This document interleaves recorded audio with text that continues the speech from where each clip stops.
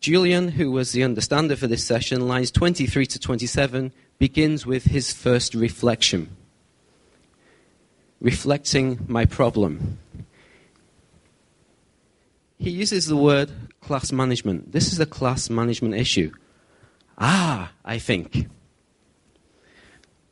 I evaluate the understander's reflection, which is very, very important, so that the understander knows that he or she is indeed understanding what is going on. Now, I could say, no, that's not right, and then it will clarify what I'm trying to say for myself. But here, the understander reflects quite well. I say, sure is. I then go on to talk about a turn allocation system, the turn allocation system that I use in class. Are you ready? 1, 2, 3. How are you? Thank you, and you? I'm okay. How are you? I'm good. How are you? Fine. What's new? Not much. You get the idea. So there's a problem with this round turn allocation. Now, to save you from reading the whole IMCD session, I've summarized it. I'm going to look at the speaker's journey. Lines 45 to 54, the speaker evaluates what happens when he pairs up with K. K is the student who is lower than the other ones. So if you are K, and we're going to talk about what's new, and you talk about what's new. Hi, what's new? And you talk. Now the problem here, as I realized, while they're talking, I can't monitor them. I can't monitor them. I don't know what you're saying, because I'm concentrating on K. First problem. Line 60 to 71, I then talk about the use of Japanese in the classroom, which is a contentious issue. I was reading an article this morning about that. The speaker evaluates the use of Japanese to help K. Very useful. I can quickly use Japanese and she will understand. But does it help her English acquisition? Now, I don't want to get into that debate today, but that's another debate. Okay. The speaker compares hypothetical ideals versus real constraints. If I divided the class into two, K comes with me, we use a lower book, and I have a session with you, we use a higher book, everything is fine. It's wonderful.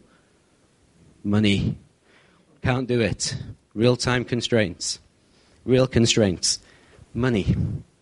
I'm being paid for the class. I can't say to the guy who's running the class, I'm teaching his staff, can I have 2 classes? No, it's not going to happen. The speaker reflects on an incident of personalizing the material to encourage Kay to speak. Kay likes soccer, like myself. And we were doing a session or a lesson about things that have changed in the neighborhood. By helping Kay to personalize and talk about a football team where a new stadium had just been built, she was able to speak out in class. She had the confidence to do that. So maybe there's something in personalizing. The speaker then explores past teaching experiences, living in the past. If I had more students, then I could pair up the higher student with the lower student one week and the lower student with the higher student. If only I had 4 students, I could do pair work and monitor them. But I don't. Future hopes. The speaker then goes on, well, maybe Kay, her English will improve. She'll have the confidence. She'll automatically reach the level of the students that I've been teaching for 2 years, and she's just joined the class. No, that's not going to happen. So then, from this roundabout journey, I realized that the problem is now. I have to find a solution now. Key understander, reflection, and focusing move. This is the reflection from line 144 of the discourse. Some words that have stood out are comfortable, uncomfortable, mood, supportive, confident.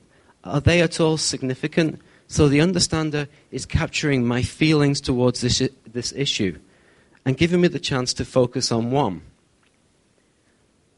I realize the word uncomfortable is very, very important for this session. I'm enabled to empathize with Kay. What I was doing, I was leaving Kay till the end to answer. So any question I would go 1, 2, 3. 1, 2, 3. I believed that you would act as a model for Kay, and she would have the time to think about the question, more time than the other students. She would have the confidence to speak out. But maybe I was reinforcing the idea that poor Kay here is lower than the other students. I'm always last to answer. This led me to a key discovery. This round turn allocation with the 3 students isn't working. What if?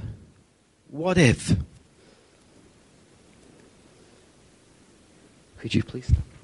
3 people. Okay, this is Kay. These are the higher students. What if the first task, can you 2 pair up?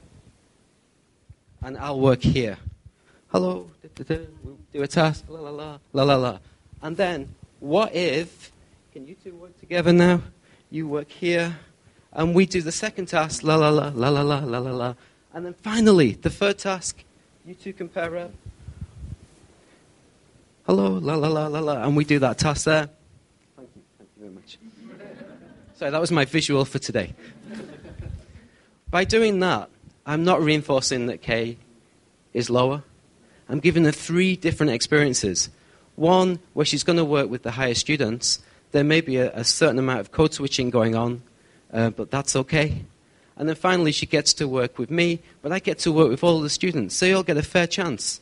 I can monitor them all over 3 different tasks. I'm going to jump ahead of myself then. I was going to give you the answer.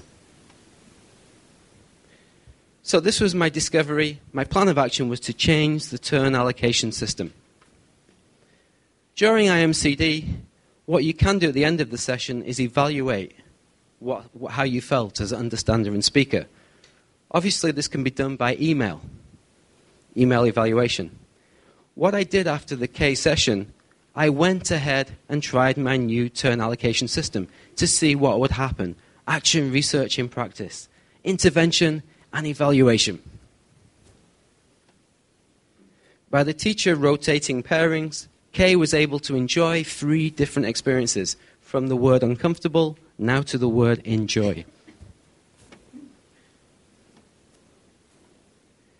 Kay was able to actively participate in a task about future plans. After I started the class with the new round turn allocation system, I went to an open floor. I asked a question, and anyone could shout out. She shouted out for the first time. First time she had the confidence to shout out with the other 2 students there who are higher than her. She answered the question first. Oh, I jumped ahead. I'm getting too excited. A change in her confidence. There we go. I just said that. A very positive classroom environment was created by this new change, this round turn allocation, where I'm rotating the pairings. During the class, Kay was laughing.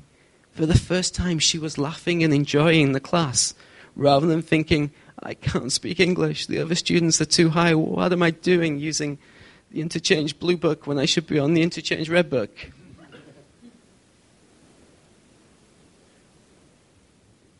So, that was one successful IMCD session where I was able to make a very important discovery.